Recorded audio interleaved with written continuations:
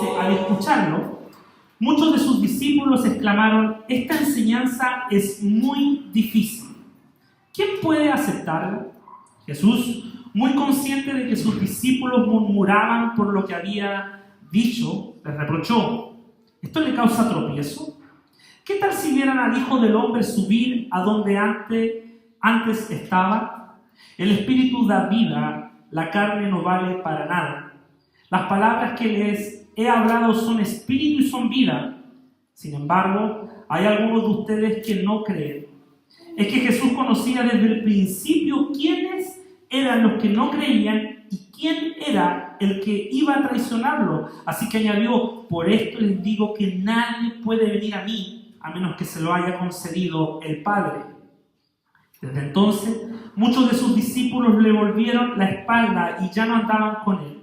Así que Jesús le preguntó a los 12, ¿también ustedes quieren marcharse? Señor, contestó Simón Pedro, ¿a quién iremos?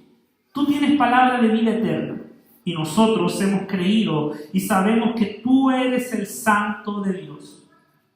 ¿No los he escogido yo a ustedes 12? Repuso Jesús. No obstante, uno de ustedes es un diablo. Se refería a Judas, hijo de Simón Iscariote, uno de los 12 que iba a traicionarlo. Quiero partir contándole una historia de dos amigos, Juan y Cristóbal. Se conocían de toda la vida, amigos inseparables. Vivían en la misma calle, iban al mismo colegio, crecieron juntos. Pasaban Navidades, Años Nuevos, vacaciones juntos, de esos amigos que no se separan ni para ir al baño. Fue pasando el tiempo y Cristóbal y Juan llegaron a la edad de 25 años.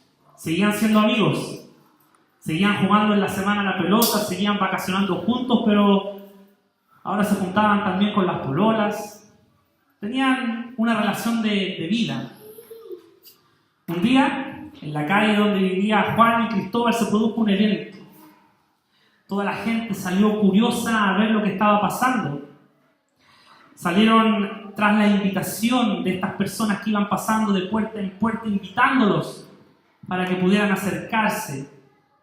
Al llegar al lugar, se dieron cuenta de que se trataba de un evento evangelístico, de una iglesia. Y en el lugar conocieron a Santiago. Cristóbal y Juan no eran muy interesados por el tema de Dios. La verdad que nunca habían hablado al respecto del tema. Y Santiago les presentó el Evangelio de Jesucristo. Les dijo la condición humana, la del hombre, la del pecador, y que merecía la muerte por causa del pecado. Pero también le presentó a Jesucristo y les dijo el hermoso regalo que Dios había otorgado a la humanidad.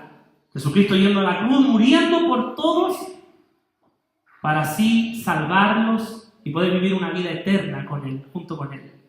Cristóbal y Juan escuchaban atentamente el relato de Santiago, cuando de repente Juan se siente conmocionado en su corazón.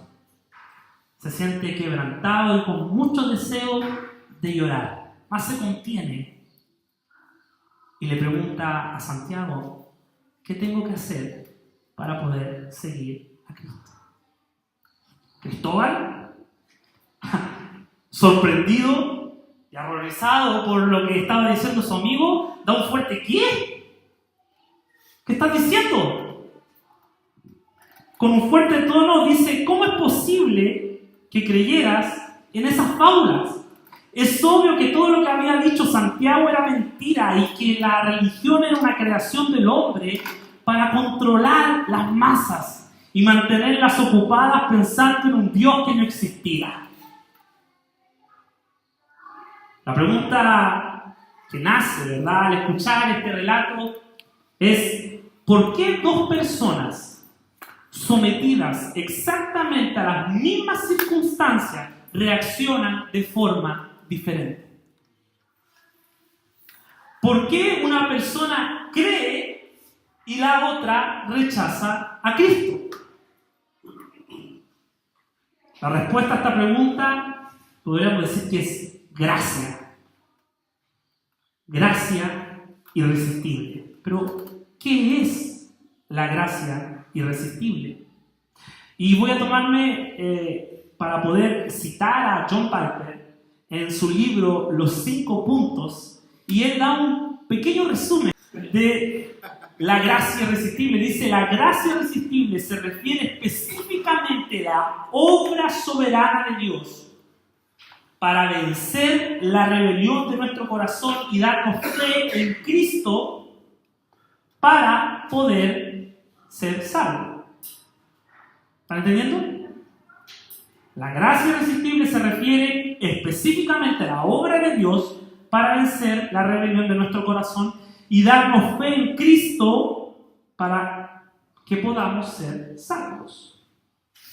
El día de hoy, a partir del texto que hemos leído, veremos 2 puntos. No sé si eso no es presbiteriano, no sé qué será eso, pero yo lo inventé hoy día.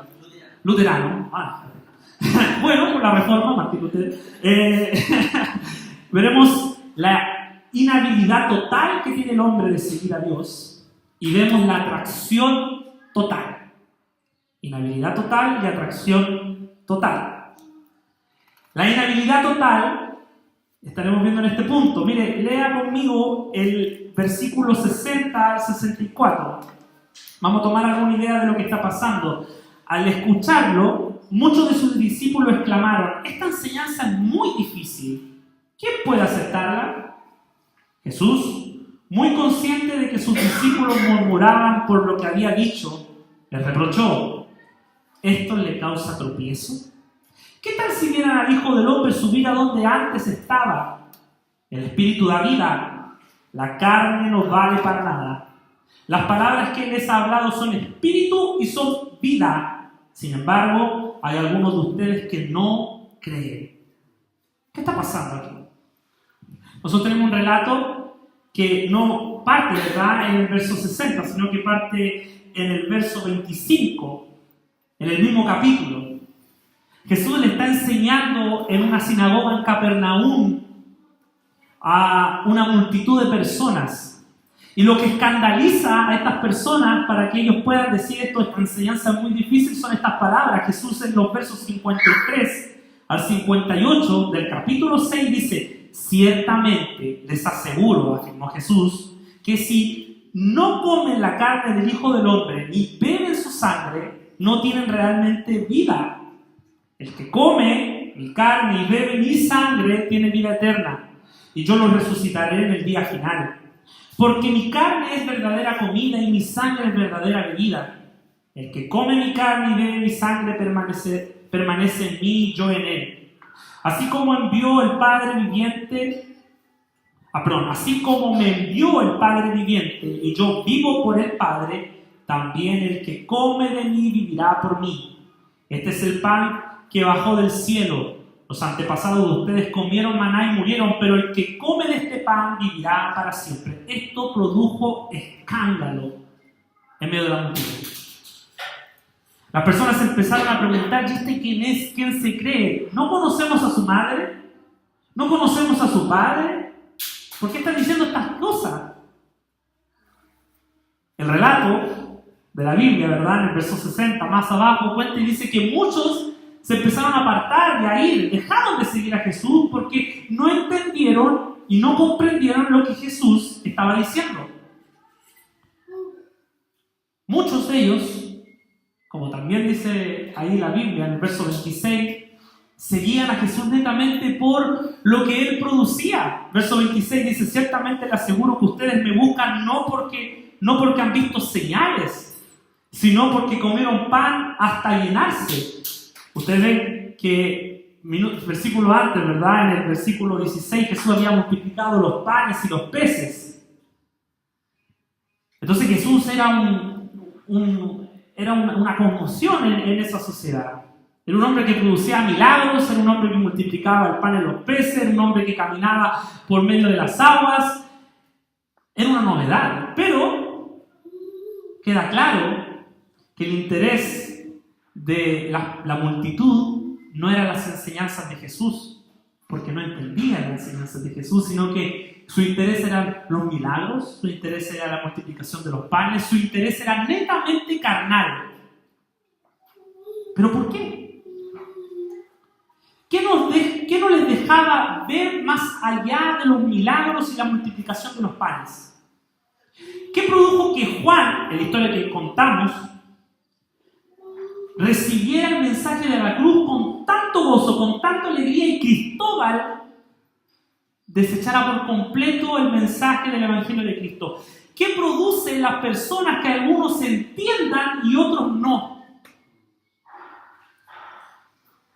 Es que el hombre tiene la capacidad de resistir el llamado de Cristo.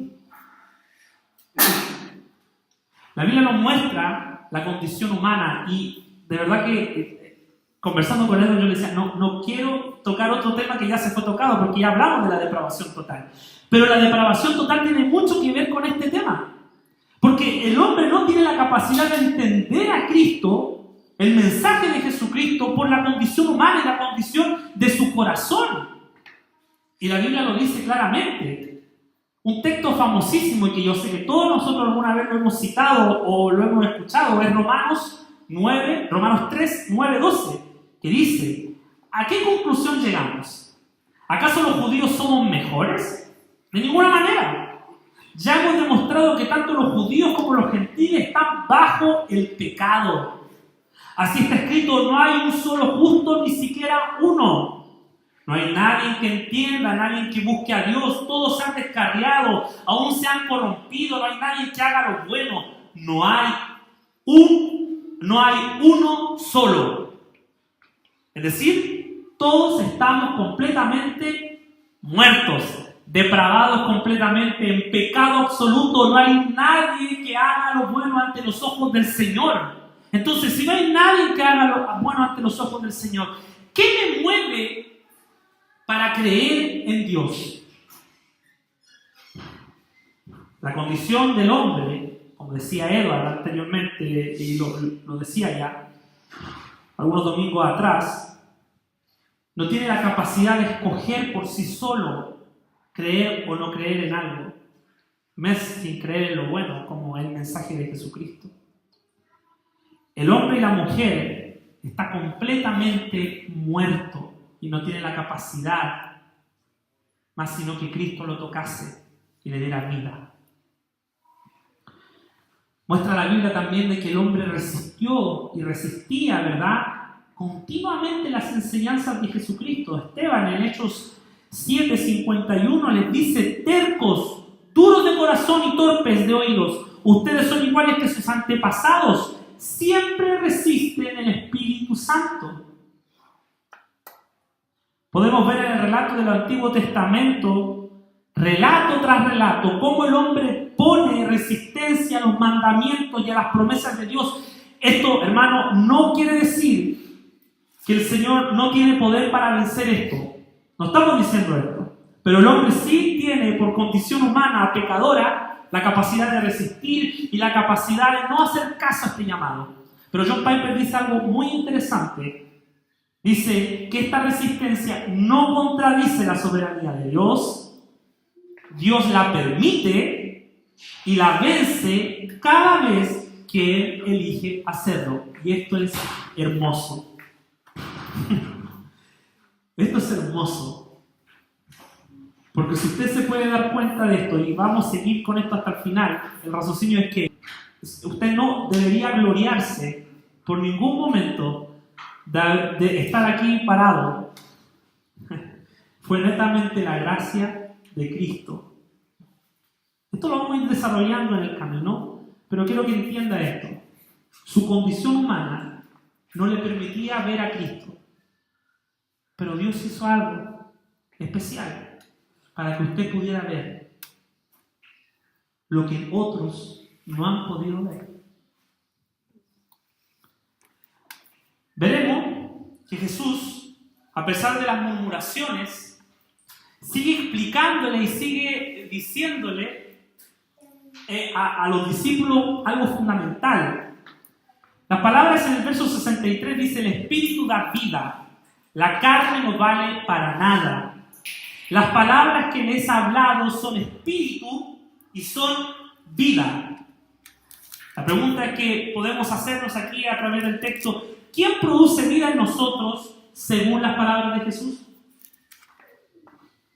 ¿Quién produce vida en nosotros según lo que Jesús está diciendo? El Espíritu. El Espíritu produce vida en nosotros. Es el Espíritu Santo quien produce en nuestros corazones muertos la vida. Miren lo que dice Pablo, hermano, en 1 Corintios 2:14, dice: el que no tiene el Espíritu no acepta lo que procede del Espíritu de Dios, pues para él es locura. No puede entenderlo porque hay que discernirlo espiritualmente. Este texto es muy claro y me gusta, porque usted se da cuenta, el que no tiene el Espíritu no acepta lo que procede del Espíritu. O sea, los discípulos no estaban entendiendo, y no estoy hablando de los 12, sino que estoy hablando de la multitud que seguía a Jesucristo. No estaban entendiendo el mensaje de Jesucristo porque no tenían el Espíritu. Porque no podían entender el mensaje de Cristo, es porque no tenían el Espíritu Santo de Dios. Porque hay que discernirlo, dice Pablo, espiritualmente. Esto no está hablando de intelecto. De repente me pregunto, esta gente que estudia teología, ¿verdad? Y que no tiene ningún interés espiritual, no puede ver más allá de sus ojos, porque no tiene la capacidad. Dios a lo mejor no le ha dado la capacidad de poder ver más allá de sus ojos, porque Cristo no le ha dado esa capacidad. Esto es hermoso. Las personas que seguían a Jesús no entendían las palabras de Jesús, y ya lo decía, porque no tenían el Espíritu Santo. Pablo lo dice que es una locura para algunos, y es lo que Cristóbal, ¿se acuerdan del relato anterior? Encontraba que era una locura que Juan se rindiera ante las palabras de Santiago. Segunda de Corintios 4, del 3 al 4 dice: pero si nuestro evangelio está cubierto, lo que está para los que se pierden. Lo voy a repetir: pero si nuestro evangelio está cubierto, lo está para los que se pierden. ¿Me entienden? Nuestro mensaje está cubierto. No lo puedes ver con facilidad, porque esto no es humano, no es intelectual. Tú no tienes la capacidad intelectualmente, no lo puedes ver, no lo vas a entender. Para ti va a ser una locura. Estos tipos están rayados, van todos los domingos a la iglesia, cantan, lavan, saltan. Es netamente, hermano, es porque el gozo que produce en los corazones de la persona, la locura que hay algunos hermanos que usted puede ver en la calle, que predican y todo, es porque Cristo, hermano, le ha dado ese don, ese regalo para poder ver más allá de sus ojos. Hay un texto que lo voy a parafrasear, no me acuerdo, ¿verdad? Dice que Jesús dice que escondió la sabiduría de los sabios para revelársela a los pequeños, a los niños. O sea, los fariseos no podían ver y no podían entender el mensaje de Cristo porque no tenían la capacidad y el don y el regalo que Dios había regalado. ¿Quién abre los ojos del hombre y las mujeres para que podamos ver más allá de nuestras narices? Es la gracia de Dios. Si usted puede entender el sacrificio de Cristo en la cruz y eso le produce gozo en su corazón, es porque Cristo ha otorgado ese regalo. Mire lo que dice Efesios 2:1. Y Él os dio vida a vosotros cuando estabais muertos en vuestros delitos y pecados. ¿Qué les dio? Cristo. Fue Cristo. Cuando estaba estudiando esto, hermano, yo ahora entendí con mucha más claridad la vida de Pablo. Pablo sufrió ¿cuánto, hermano? Persecución, lo apalearon hasta que se aburrieron, naufragó. Pero ¿Por qué tanto gozo en la vida de Pablo? ¿Por qué tanta alegría en la vida de Pablo? Porque este mensaje era mayor que todo lo que le pudiese ocurrir. Hermano, todos nosotros vivimos diferentes tipos de circunstancias en nuestras vidas. Vivimos problemas, tristezas, desilusiones, muertes, un sinfín de cosas. Pero lo que debería sustentar nuestro gozo es esto. Independientemente de la realidad que nosotros podemos vivir aquí como personas, el don y el regalo de la gracia de Cristo debería superar cualquier problema y circunstancia. Esto debería, cada vez que nosotros lo escuchamos, volvernos a Dios y gozarnos por lo que Él ya hizo por nosotros. Usted puede decir que es hijo de Dios y hija de Dios, no porque usted tomó la determinación, si usted no es tan inteligente como cree, hermano. Si fue el Señor el que otorgó ese regalo maravilloso. Y eso nos debería hacer adorar, exaltarle. Pablo es muy claro en explicarnos que no tenemos la capacidad de entender por nosotros mismos el mensaje de Jesucristo. Va más allá de nuestra capacidad intelectual, necesitamos su Espíritu. Pero, ¿quién concede este don? Y aquí viene la atracción total de Dios. Y en los versos 65 podemos ver y dice: por esto les digo que nadie puede venir a mí a menos que se lo haya concedido el Padre. Para muchos estas palabras de Jesús pueden generar, hermanos, alguna controversia. ¿Sí? De hecho, hace algún tiempo atrás conversaba con un tío mío y con mi esposa, estábamos en la mesa hablando acerca de este mismo tema. ¿Cómo Dios, siendo Dios tan bueno, puede permitir que algunos se salven y otros se pierdan? No, yo sé que van a hablar o ya hablaron de este tema, pero lo que quiero decir, hermano, es que la respuesta de Pablo en Romanos 9, 20, 21 es hermosa y fundamental para poder responder esta pregunta. ¿Quién eres tú para pedirle cuenta a Dios? ¿Acaso le dirá la olla de barro al que la moldeó: ¿por qué me hiciste así? ¿No tiene derecho el alfarero de hacer el mismo barro una vasija para usos especiales y otros para fines ordinarios? Si Dios tiene la capacidad de llamar a algunos para salvación y otros para perdición, hermano, eso no nos compete. Solamente le compete al Señor para adorarle y glorificarle a Él. John Piper dice en su libro, en los 5 puntos del calvinismo, la doctrina de la gracia irresistible hace referencia a que Dios es soberano y pide conquistar toda resistencia cuando Él quiere. Dios es soberano. Y Él pide conquistar cualquier resistencia. Sobre Él no hay nadie mayor, hermano. Aunque usted quiera arrancar y correr, hermano, aunque usted tenga el deseo, no quiero nada con la iglesia, no quiero nada con Dios, usted no va a poder, hermano, por ningún motivo. Yo creo que muchos de nosotros tenemos a lo mejor algún testimonio así. Dios los va a traer de una u otra forma, pero usted tarde o temprano va a tener que rendirse en las plantas del Señor. Porque Dios así lo quiere. Daniel 4:35 dice: Dios hace lo que quiere con los poderes celestiales, con los pueblos de la tierra. No hay quien se oponga a su poder ni quien le pida cuenta de sus actos. Él es Dios. Salmo 115:3 dice: nuestro Dios está en el cielo y puede hacer lo que le parezca. Él es el creador de todas las cosas. Él es Dios.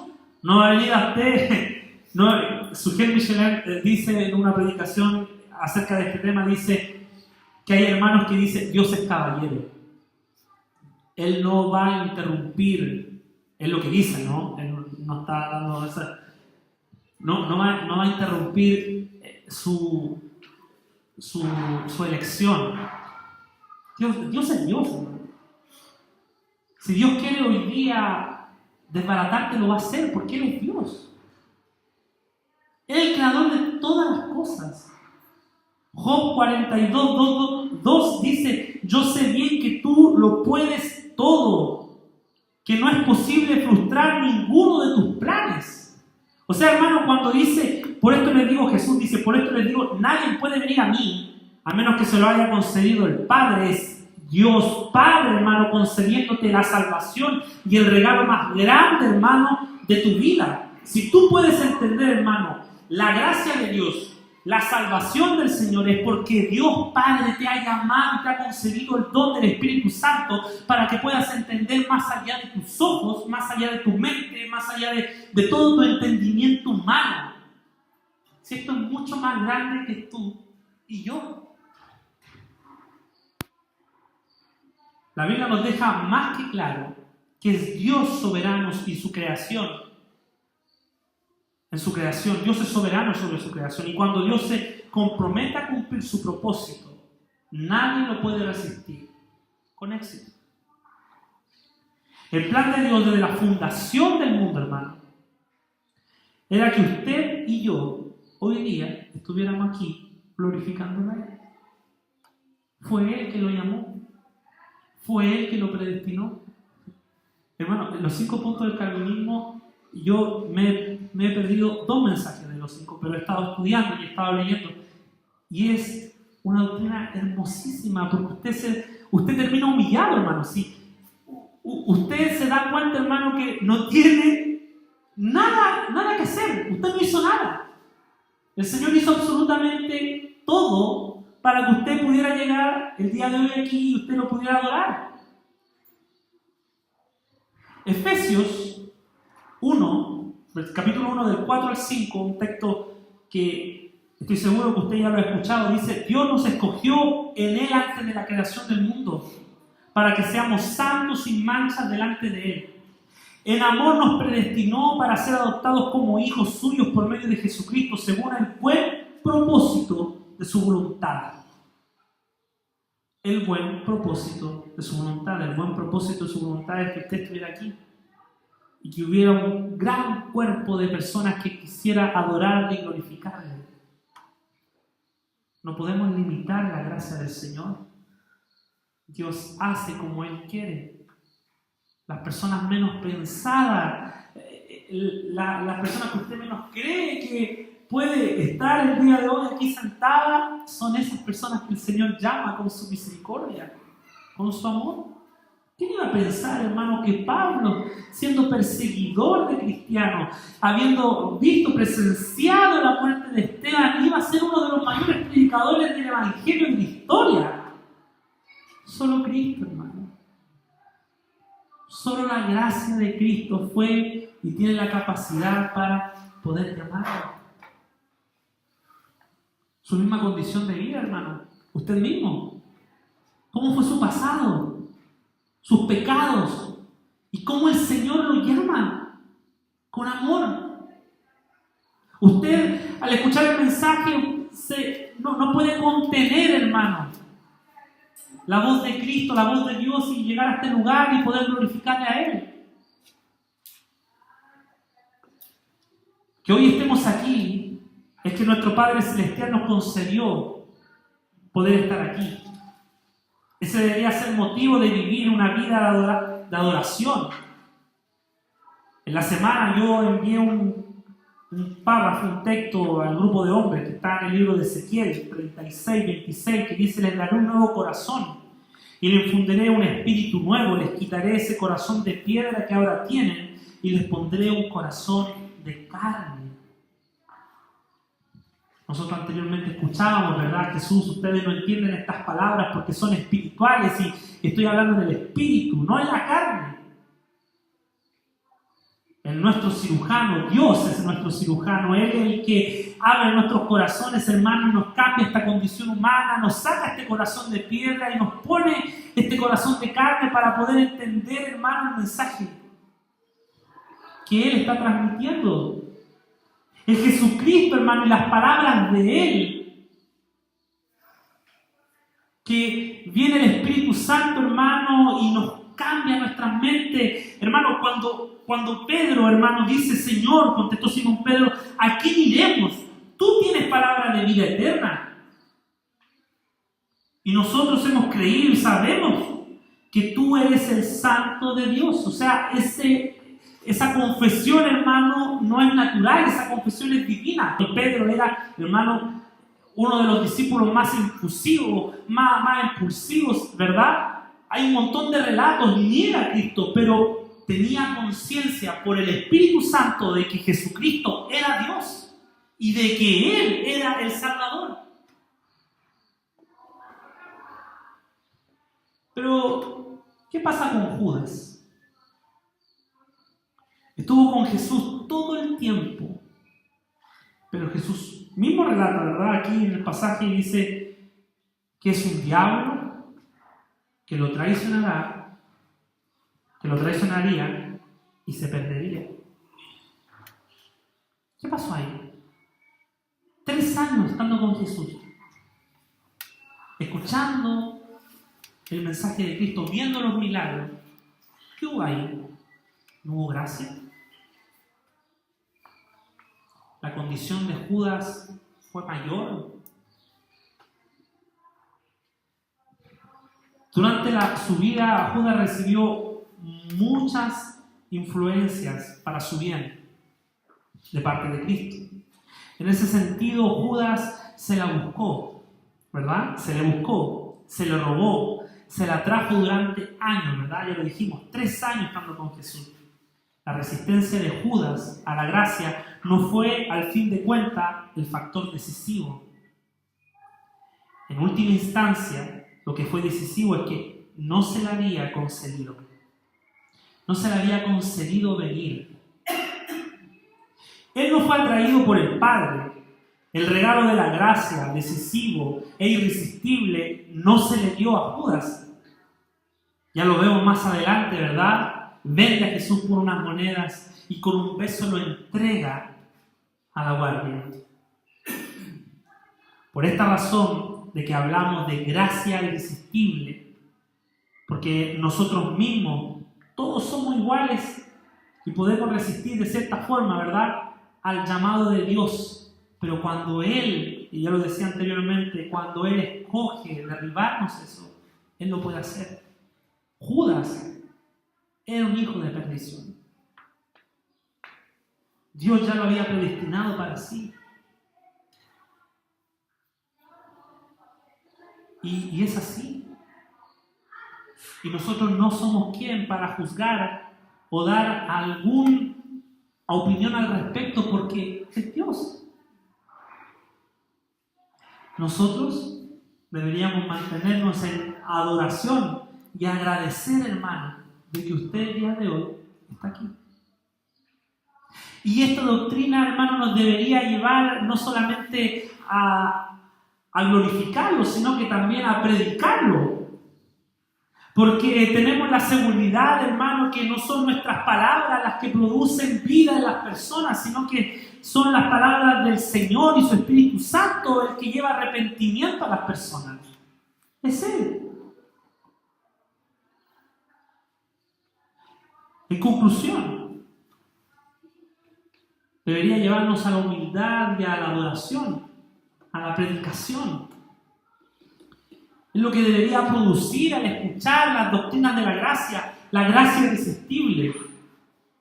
La humildad, porque nos muestra que no tenemos ninguna injerencia, nada, en la decisión de nuestra salvación. Fue Dios quien toma nuestro corazón de piedra y nos da uno de carne. Es Dios quien pone su Espíritu Santo en nosotros para que creyéramos en Él, para que realmente nos convenzamos de nuestros pecados. Es Dios, es Cristo, es su gracia, es su amor, es su misericordia.